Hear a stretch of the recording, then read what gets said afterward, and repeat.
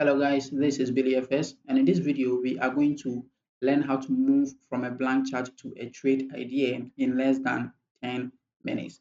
So if you haven't liked and subscribed, make sure you do so to help us grow the channel. If you have any questions, you can leave them in the comment section and I'll come and attend to you. Now the first thing you want to do when you open the chart is to move to a higher time frame. It can be the weekly time frame or the daily time frame. It just has to be a higher time frame, the one that you are comfortable with. Okay, so let's start marking a swing point. The swing point is just an area where the market made a quick V or a quick A shape, right? A quick V shape in this way or a quick A shape what in this way, right? This is much more visible when you change your chart to a line chart. So if you are having trouble picking your swing point, we change your chart to a line chart. But with experience, you are just going to leave it and use candles because line chart do not take the wicks into consideration. So if your swing point is being formed by a wick, you are not going to be able to identify it on the line chart unless the candlestick was that. I'm going to stick with candlestick because I have a lot of experience and screen time doing this. But if you're a beginner, you can use the line chart to help you. So you mark this area as a swing point. Why do I have this area as a swing point? Because the market made a sharp V over here, right? So it rallied up from this what area. So it means that buyers are sitting at that level. I just want to be able to see where buyers are sitting and sellers are sitting so that when the market gets to that place, I will know exactly what wait for. And if it breaks, I will know exactly what do. Okay. Now let's look at the left of the chart and let's look if you find any sharp A. And if you check, yes, there's a sharp A over here. That is a swing point, and that is where the market is currently trading within. I hope you get it because this is extremely simple. Okay. Somebody can ask me, well, Billy FS, what about this area, right? Because I can see a sharp A around this area. Why didn't you mark that area? Well, the market has broken it, so I'm not going to take it into consideration. Somebody can also still ask me, but if the market breaks something, I can use it as a retest and move away from it. I know that, but I'm going to keep this video as simple as possible so that everybody can understand that this is much more advanced. So later on, maybe in another video, we are going to talk about what that. For the meantime, let's mark our swing point to identify our buyers and sellers because that is going to so help us find a trade idea. Okay.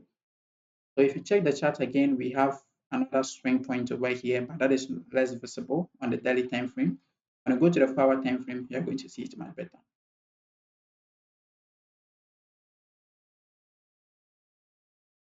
All right. So on the 4-hour time frame, we see this swing point over here. That is this area of what sellers. Okay, this swing point, sorry, this area of buyers rather, because the market made a sharp V shape and started moving up. That is an area of buyers. Okay, so when the market comes back to this area, we can anticipate some more buys. If we brace it, we can anticipate that this buy has ended and can get maybe a pullback into some kind of other block, then we sell, or breakout block, then we sell. If you don't know other blocks and breakout blocks, I have a lot of videos about it, so you can check maybe the link that I'm going to leave in this video, then you check it out. You can also Google or maybe look it up on YouTube. What is other block? What is breakout blocks? There are thousands of videos under them that is going to make you understand it better.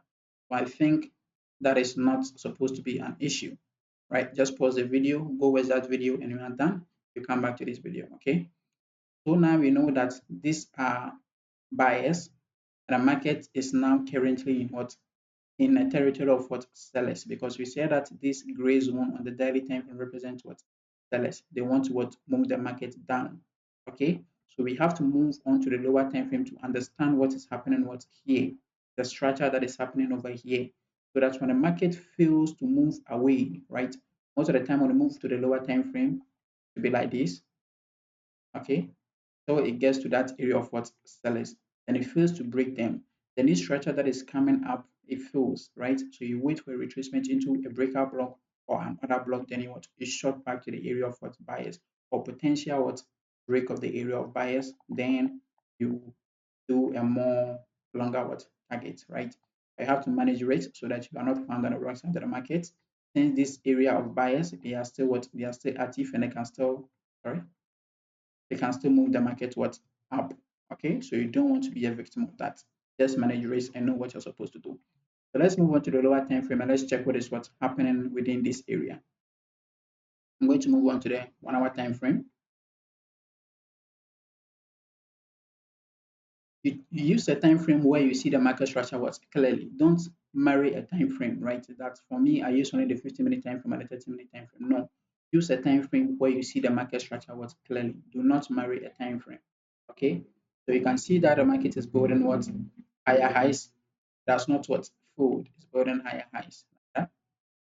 So if you want to sell, you have to wait for this low. That is what that is a higher low to break so that the market forms a lower low. You wait for a pullback into another block, a breakout block, then what you shot back to this area of bias. Like I was saying, if you think that the distance from here, the distance maybe from where you're going to enter to where you're going to pick your target is too short and there isn't enough margin or enough room for you to enter, then you should just what stay out. Maybe it's not a lucrative trade. You look at another pair. So this is just how to arrive at a bias. So since the market is now in the area of sellers, we are waiting for this structure to what break so that you can take a short position, maybe from here, a short position from where we are going to enter. Maybe we enter the extreme other block around here, then you target what this zone around here for probably a 1:2 or something. Okay, if price doesn't do that, price doesn't shift around here, then it keeps on moving up. It breaks the area of sellers. Then we know that the sellers have what they have filled. So you wait for a pullback, right? Like this, then you what you buy. Okay, so something like this can also be a trade idea. Can also be a trade idea. Then you buy up, right? Using a fixed reward because we don't know where the market is going to what react to or where the sellers are going to come back into the market. So you use a fixed reward to make sure that you get out of the market and you take your profit. You cannot take all the profit in the market, so you don't have to be what have to be greedy. So this is a very simple what trade idea. Now, one thing you can do is that you can still extend this trade idea. You see, we are resting on the 1 hour time frame to pick these trade ideas, but you can still move to the lower time frame and what like the 15-minute time frame, 5-minute time frame, and force a trade within what this area. I don't recommend this if you're a beginner, but if you're an advanced trader, we can do that. So we can see that buyers are sitting right here,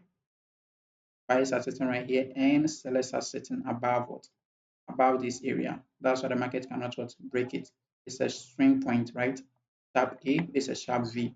So buyers are here, sellers are here. So you move on to the lower time frame to see the structure that is happening within the zone. At that point, you are only focusing on what on this zone, right? So this is what we do. Move on to the 30 minutes time frame to see if you have clear structure there. If you have no clear structure, you don't get involved, okay? Or you stay away. So you can see what is happening around this area. The market is making what higher highs, okay? Made a high, then made another high. So if you want to maybe short from this area of sellers, you have to wait for this low to what break, then probably retest, then you sell to what this area. There's not enough margin is not there. The room is too small for you to short from here to here. I don't think that is lucrative. So in this case, I think the 1 hour time frame is what is a better has better room, right? So you should stay with that instead of moving to the 15-minute time frame and forcing a trade within these two what ranges. Okay. So that is basically if guys, there's nothing that is too complicated. You guys have to what just mark your areas of sellers and buyers, then you can know what to do. Let's look at the last example. I'm going to base that on gold, then we end the video. So what did I do? Start from the daily time frame. Okay, that is the higher time frame. And it starts marking your areas of buyers and sellers. So where are my buyers? My buyers are here.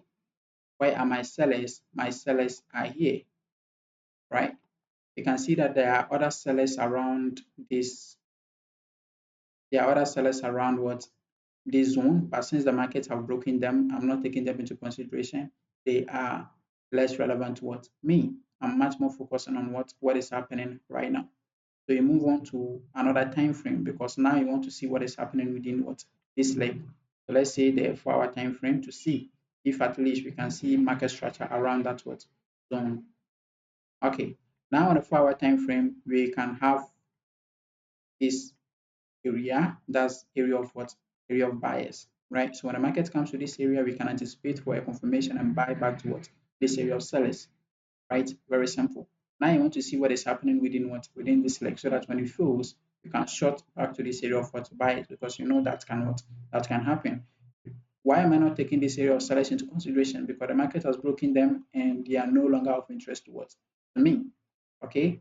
Somebody can say, well, the market can come and retest and move away. Yes, it can happen, but that is not part of this video. That is out of the scope of this video. And trying to wait for the market to come to the tip is not going to harm you. That is even better. You are not going to force entry, and it's going to give you a little bit of what consistency.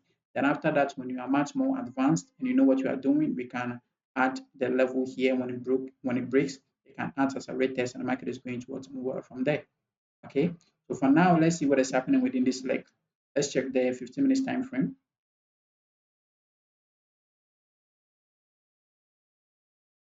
Okay,